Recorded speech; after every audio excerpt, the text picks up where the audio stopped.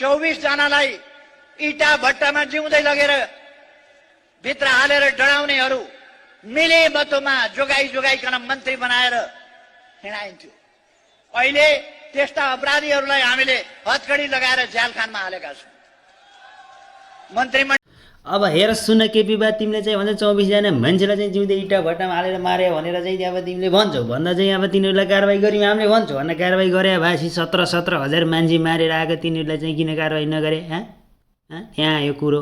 अनि अर्को कुरा फेरि तिमीले चाहिँ बुझ्न पर्यो, तिमी पनि 14 वर्ष जेल बस्या, तिमी पनि त्यत्तिकै त जेलमा बसेन होला 14 वर्ष त होइन? 14 वर्ष त त्यत्तिकै त मान्छे त त्यत्तिकै त जेलमा बस्दैन।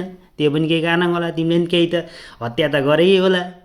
अनि फेरि पछि त्यो पनि चाहिँ आम जनतालाई चाहिँ बुझाइदिन पर्यो होइन? कसैले त बुझेन, हामीले बुझेनौँ। यसो त्यो पनि त्यहाँ भनिदिए भएपछि अलि राम्रो हुन्थ्यो कि केपी बा।